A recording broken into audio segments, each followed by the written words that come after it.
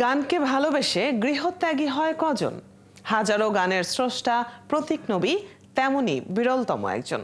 গানের সাথে কাটিয়ে দিয়েছেন 3 যুগেরও বেশি সময়। গান ভালোবেসে বরণ করেছিলেন দারিদ্র্য। তার ঠিকানা ছিল শাহবাগের আজিজ মার্কেট, চারুকলা বা বিশ্ববিদ্যালয়ের উন্মুক্ত উদ্যান। ঝড় বৃষ্টি, ক্ষুধা তৃষ্ণা উপেক্ষা করে ডুবেছিলেন গানের সাধনায়। নিজের লেখা গানে সুর দিয়েছেন নিজেই। এভাবে তার ঝুলিতে জমা হয়েছে হাজার খানেক মৌলিক গান, যদিও প্রকাশিত গানের সংখ্যা মাত্র 50। রিচার্ড পিউরিফিকেশনের ক্যামেরায় পথিক নবীর মুখোমুখি হয়েছেন সহকর্মী সুমনা সুমি। বৃক্ষ যেমন আঘাত দিলেও দেয় গো তারে ফল, ভালোবাসার বাগান দিলাম, তুই দিলি অনল।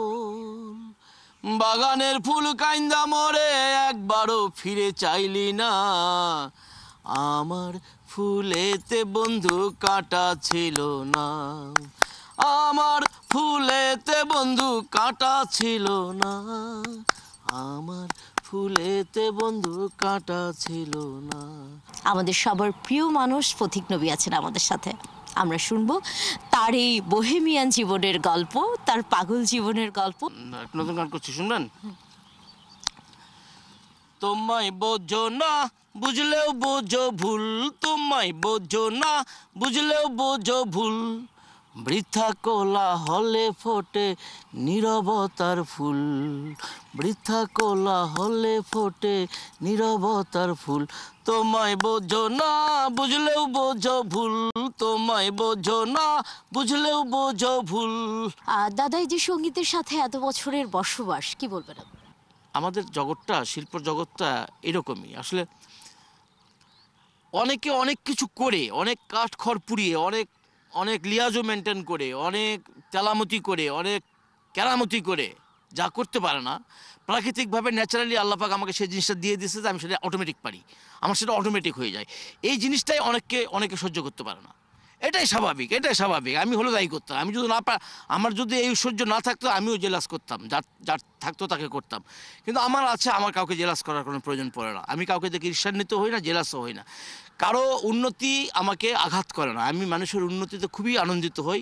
তোমায় ডাকিছে মন মোর বলতে কথা, শুনতে পাও কি শুনতে পাও। আমার নাম ডাক হওয়ার আগে, টাকা পয়সা পকেটে আসার আগে আমি মনে হয় বেশি সুন্দরীদের প্রতি আকৃষ্ট হতাম, এরকম একটা ব্যাপার ছিল। কিন্তু পাত্তা টাত্তা পেতাম না, কারণ যতই ভালো কবি হও, যতই ভালো সুরকার হও, যতই ভালো গান গাও, পকেটে মালপানি না থাকলে সুন্দরীরা ভরসা পায় না। আসলে এটা অপরাধ না, এটা এটা কোনো অন্যায় না, স্বাভাবিক। নিশ্চিত জীবন, একটু অর্থনৈতিক সলভেন্সি মেয়েরা আশা করবেই পুরুষের কাছ থেকে, এটা তো স্বাভাবিক।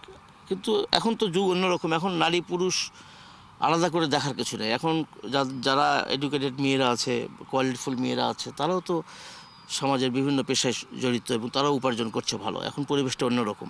আমার একটু কথা আছে, এই যে রিফিউজগুলো করলো সেখান থেকেই কি চলে এলো যে আমার একটা নদী ছিল, জানতো না তো কেউ? এটা একটা মারাত্মক সত্য এই নদী গানটার সম্পর্কে। এই গানটার মধ্যে আমি একটা মিস্টিরিয়াস ব্যাপার অনুভব করে গানটা করেছি। একটা আধ্যাত্মিকতার ব্যাপার রয়েছে, মানুষের অনুভূতির ব্যাপার রয়েছে। তবে নারী প্রেম এবং সত্যি যে একটা একটা নদীর প্রভাব, এটা তো থাকেই, এটা স্বীকার করতেই হয়। তো হ্যাঁ, এরকম ছিল।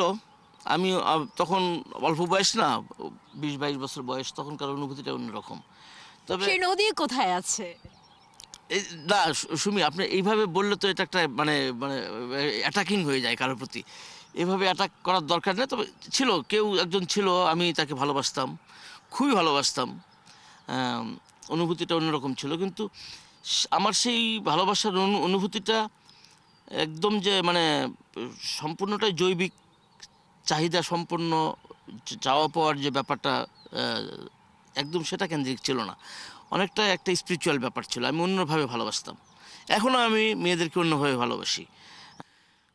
নদীর জল ছিল না, হো